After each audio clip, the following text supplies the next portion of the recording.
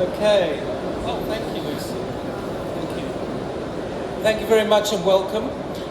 If you don't mind, before we start, very briefly, if you could just give me 30 seconds on who you are, what your company does, and then everybody knows in the audience where we're at, okay? So let's start with you, Ahmed, if you could, please. We're a company called Ink Robotics. We're based here in Riyadh, 100% a Saudi entity.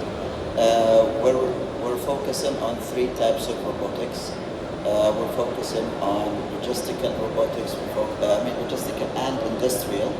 We're focusing on healthcare, and healthcare and related. So we're talking disinfection, cleaning, and then we're focusing on other related AI solutions.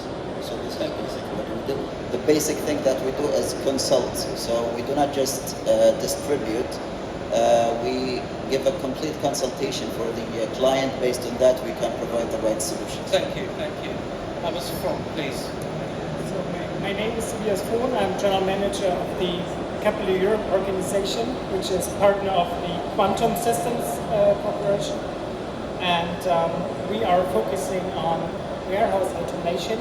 So what we supply is fully warehouse automation, starting from the concepting to engineering, manufacturing, assembly, and finally commissioning to customer operational sites. Thank you, Mr. Alexander.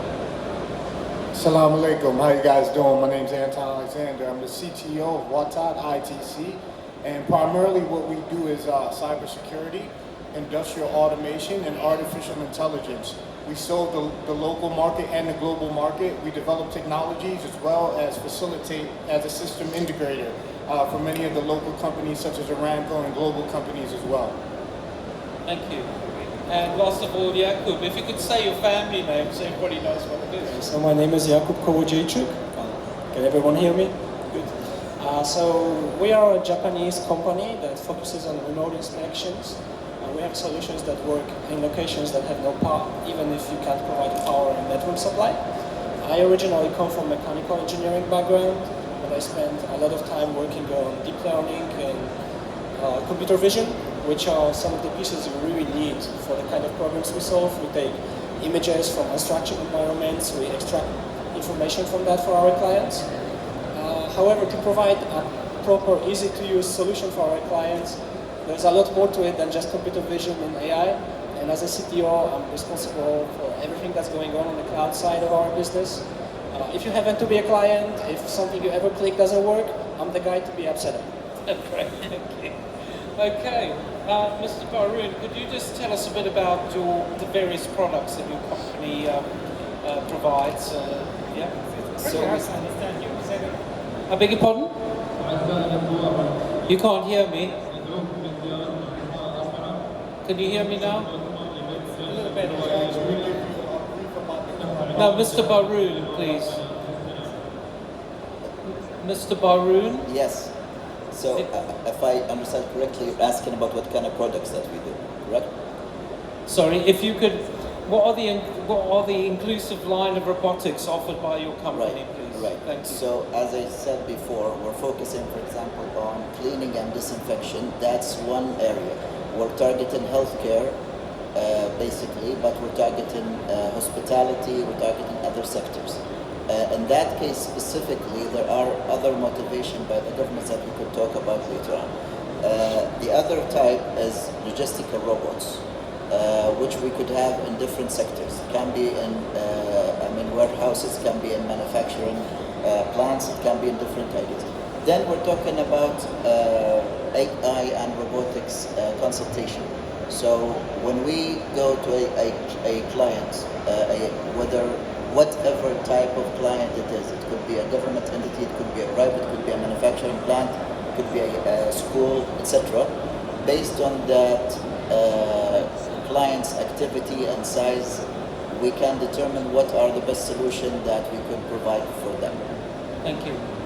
Okay, Mr. Fromm. Okay. The main drivers of automation for warehousing. If you could give like the Europeans' perspective, just so we can start learning about, best practice. So what we currently see is... Sorry, can you go closer to the microphone, please, sir? Thank you. Is that better like this? Yeah, there we go. So talking about European trends or European market of automation, what we currently see is that more and more European companies are going into the automation activities. Means even smaller and mid-sized companies and customers for us are investing into automation. And let's say the main drivers for this is finally that in Germany, we are German-based, and all over Europe we have a lack of workers. We have to improve the working conditions for our workers, and finally, with this we can keep our business running, or our customers can keep their business running, as still we have to increase the efficiency of operative warehouses. We have to increase the robustness of the processes, and we have to lower risks, as for example picking errors or something like this. And this is all those challenges we can pretty much combine into automation. Means with automation activities or with automation systems, we are able to address all those things. We can make a warehouse more efficient. We can make a warehouse more reliable, when we can finally increase the throughput, for example, without increasing the employees working there. And what makes it finally very interesting is most of the time the ROE, the return on invest, is rather low. So from there's a huge, in some cases, a huge investment, but finally, when you do this investment and you get that money back within a couple of months, for example, it's a good investment.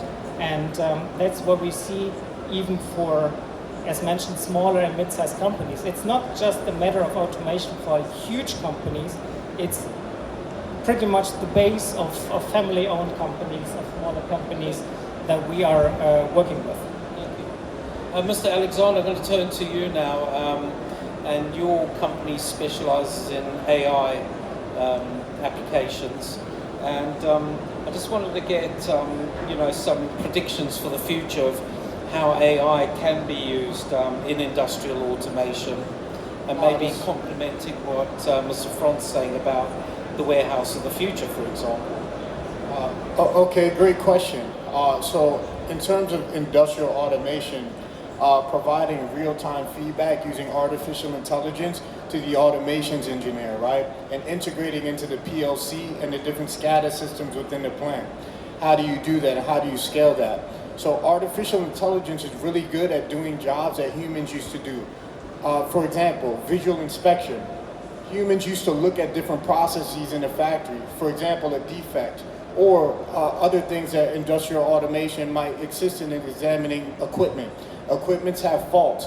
You would bring out a guy who would do a route and analyze these things. But however, with artificial intelligence, it is now possible to use AI to get real-time feedback. Instead of having a human doing defect detection or finding faults in a manufacturing process or processes that exist within the plant, you can have an artificial intelligence system sit there and become a PLC slave or master, where the automations engineer could get real-time information instead of a human physically going and inspecting something, right? Also, when it comes to industrial equipment where they have sensors and they're connected to the PLC or the SCADA system, for example, like a motor or a VFD, variable frequency drive, extruders, and different things that involve in a process, you can have artificial intelligence analyze these signals, where before expert had to come. For example, motor vibration, you have to bring a level 3 vibration analysis to analyze these things. Now you can have a sensor and artificial intelligence provide feedback real time and let the plant manager know when these things are occurring. So I think these are a couple examples, and there's many more that we can talk about, but I think in terms of industrial automation, just to summarize, doing analysis in jobs that humans used to do, and basically now you're automating them within the plant, right? And secondly is being able to read data from these sensors that exist on equipment already and being able to provide feedback that an engineer could say, hey, shut this off, or this is running too hot, for example. So, Thank you very much. I'm going to turn to you now, Jakub. So, legacy equipment and updating that to the new realities. I mean, in your company, how might you do that? How might, you talked about a vision and things like that. What's the application there? Yes, so for digitalizing equipment, what we really like is using cameras. And we do that because cameras are very, very powerful sensors that can be used across a wide variety of problems. So for example, say there's a water meter that you want to digitalize. And if you're gonna build like a more direct sensor, water smart sensors, and put it into that equipment, well, great, it works for you, but it's probably not gonna work with a different water flow for a machine from a different manufacturer. And it's sure as hell not going to work if you want to monitor pressure somewhere or some oil levels. It just can't do that. Now with a camera, you actually can. Camera is a very generic sensor that you can just put in front of any of those equipments, pointed towards analog gauges that you already have on their equipment, capture images, and then as long as you can send those images to some central locations and extract measurements values from those, and technology for this is already in place, then you have a single sensor that can be used for a variety of huge number of different equipment. So in this way, using cameras, you can digitalize a lot of different equipment instead of having to try to build a solution per machine. Okay, so I'm going to start with you again, Mr. Baru. And Saudi Arabia's AI and robotics sector. So let's get a bit more into that. It's set to contribute over $135 billion, equivalent to 12.4% of the country's GDP by 2030. So what percentage would robotics be of that, and how's it going to contribute to the kingdom's success? Please Sorry, get as can you hear close me? as you can to the Okay. There are no exact numbers that distinguishes robotics from AI or IoT, for example. But the government is pushing hard on that. So let's give you an example. Two examples. One from the healthcare sector.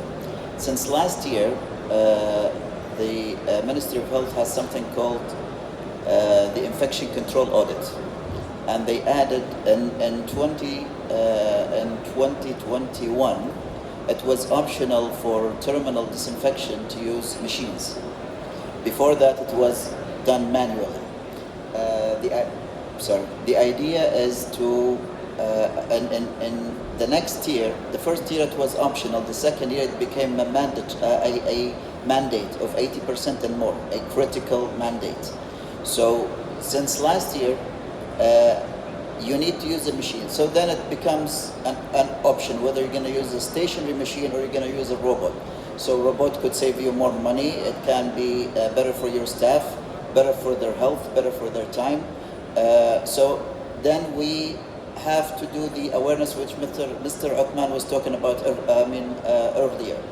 The second thing is in the industrial sector in Saudi. In October of 2021, actually, the Ministry of Industry launched first time the Plants of the Future initiative. They said that we will support any of up to 4,000 manufacturing plants if they would adopt robotics, IoT, automation as something that they would adopt.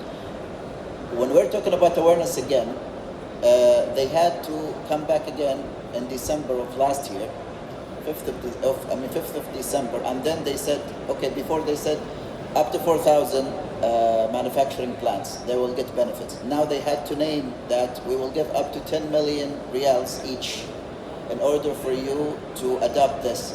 So as a country, it is pushing hard to adopt this as fast as possible because this is the way to go forward.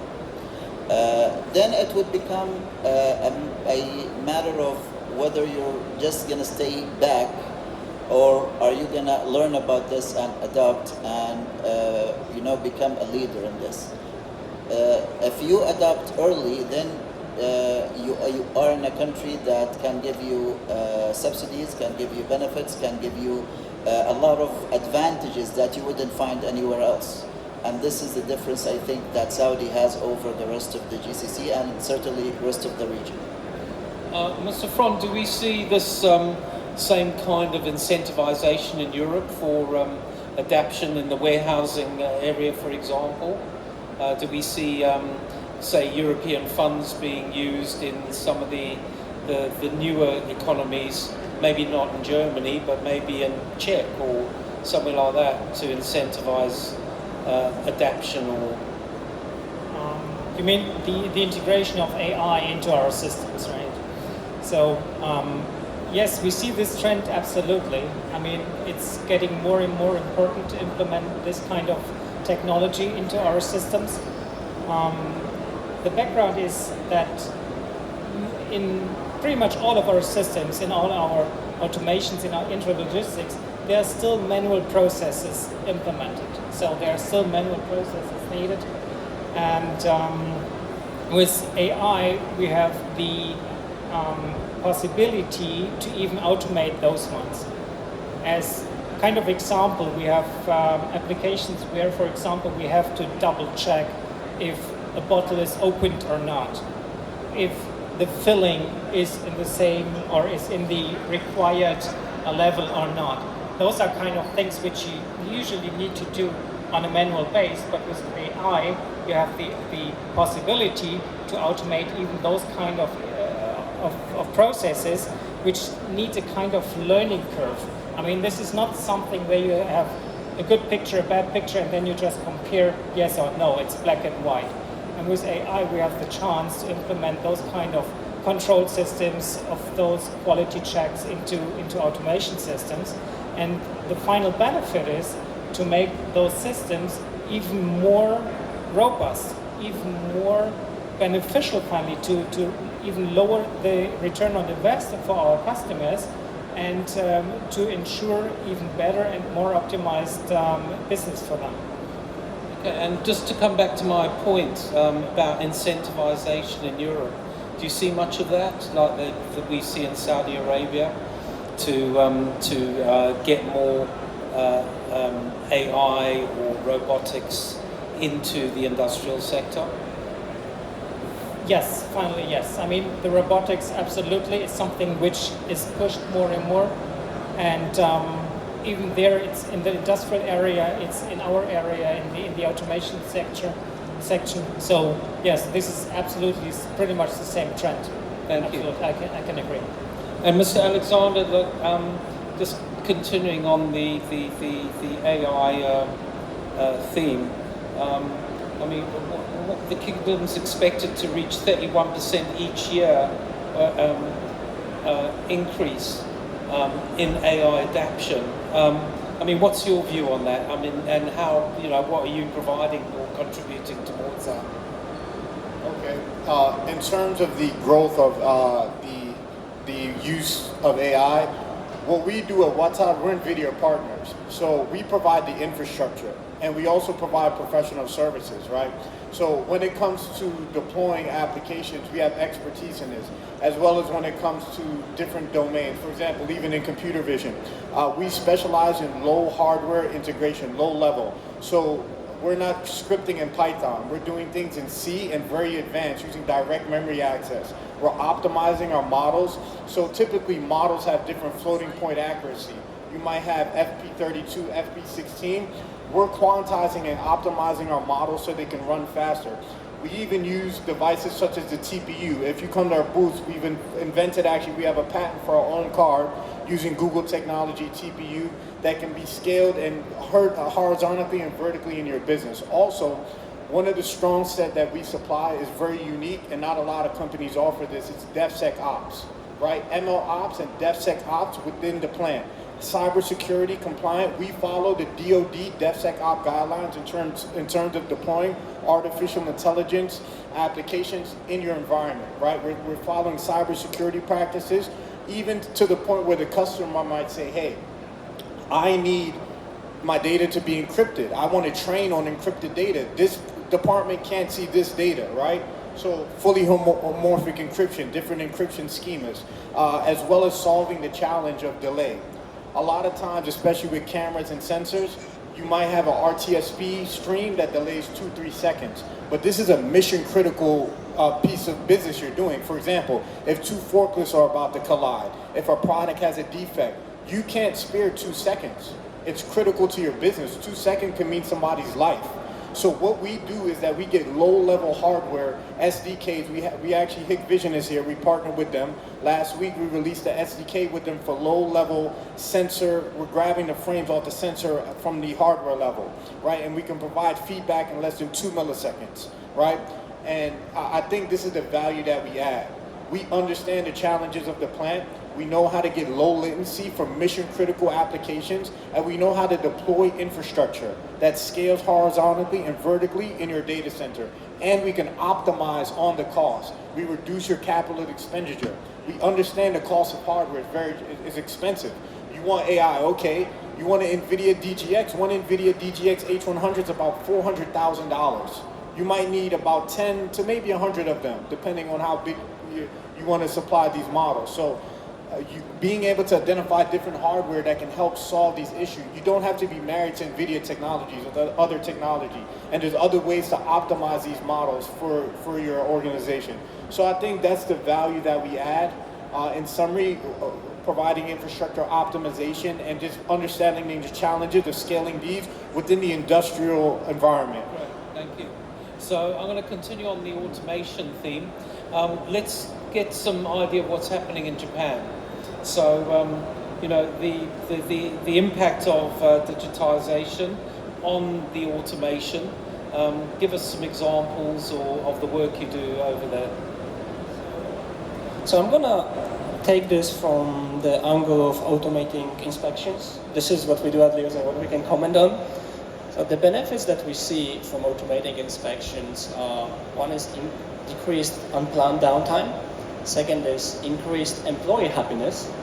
And the third thing is or just decreased inspection costs. And so first for the downtime, if you can do cheap, frequent inspections, which automations allow you to do, then you can see ahead what's going on with your equipment. You can make better decisions when you need to shut it down for some preventive maintenance. That, of course, decreases unplanned downtime, which typically happens at inconvenient times. This, how much money it saves you, so depending on your industry, but you're probably looking at a few $1,000s to a few $1 million per year. Now, increased employee happiness, this is a little bit surprising to some people, but if you have unplanned downtime, then this is happening at inconvenient times, not just for your business, but for your employees as well. So if they can now have information to know that, hey, we probably have to do some preventive, shut down the line and do preventive maintenance over Thursday and Friday, so that we don't get a call in the middle of the night on Saturday, or we don't get put out of a family function on Sunday. Clients seriously report to us that people telling them, like, hey, this is making our life quality better. So we really like that. That gives me a bit of a warm feeling working on automation solutions. And the third thing is, of course, the inspection cost itself. So if you spend more than 5 minutes, at least with human costs in Japan, if you spend more than 5 minutes per day on inspecting some equipment, including the time it takes you to get there, then automation solutions like ours make financial sense. We go through the analysis about this with every single business that reaches to us. And more than half of them do have some equipment that they spend 5 minutes or more on inspecting. Then the cost that you're looking at, the savings that you're looking at, on a smaller scale and closer to those 5 minutes, you're looking at a few $100s saved per year. But if you have a large facility, maybe you're like a steel maker, and you really have a walk to your equipment, or you need to hop on a bike, then you're starting talking several $1,000s per year. If you're in a business where you don't inspect your own facility, but you go to inspect your client sites, you now need to go and hop on a car for 20-40 minutes. Then we start talking $20,000, $40,000, $50,000 saved per year per one local center. Okay, well, we're coming to the close of the session, so you've got 30 seconds each. People out there probably want one tip from each of you on what they should be thinking about if they want to transform their businesses with technology. So it could be AI, it could be robotics, it could be computer vision, it could be a 360 view. So let's start from you, please, Ahmed. One tip. Make it short, please. Well, I would advise to be open-minded and to think long term. This is what we need from people. Usually people just think very short term, and that would hurt the adoption of robotics and AI. Thank you. Mr. Fong. Hello. So what we usually recommend to our customers is to have a view on the full system. In many cases, we get in discussions that customers want to focus on single areas in their whole process, in their whole system, and that's what's not leading to a good solution. And therefore, we always recommend, and this is our focus, to have a view on the full system. With the full system scope, we can then identify the areas where to optimize, where to bring the best benefit to the system.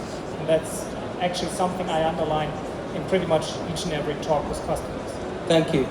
Mr. Alexander? Yeah, so I think one of the most critical things and the best tip I can give you in terms of digitally transforming your business is think about it at scale in terms of hardware. What's your CapEx and how does this deploy? What is the standard for deployment? If you do other things like you're deploying an automation system or some cybersecurity system, there's a standard that you follow, there's guidelines and things like this. So when you're deploying artificial intelligence systems, I think people should look into this. It's not just like ChatGPT, you go online. You have an offline system, it might be air gap. How do I do this? What is the standard best practice? What do I need? What type of GPU do I need? Do I need hardware encoders, decoders? What's my best cybersecurity practice and things like that? So just be knowledgeable about how a deployment schema looks like for your particular industry. Thank you. Thank you. Yeah. So if you want a solution, introduce AI solution that will really solve a problem, what we see again and again is that bottom-up approaches work a lot better than top-bottom. So really talk to your line workers, really understand what their problems are, and then start finding the solutions for it. If you have people at the top who are 2, 3, 4, 5 departments away from those who really have the problem, they very often have misconceptions about what the problem is and what the right solution is. Thank you. Well, look, I think we learned a lot from that panel, and I'd like to thank Mr. Ahmed Baroum, Mr. Tobias Fron, Mr. Anton Alexander, and Mr. Jakob, who has the Polish name that I cannot say. But if you have any questions from these gentlemen afterwards, please feel free to meet them at the back of the theatre. And thank you very much. Give them a round of applause, please. Thank you.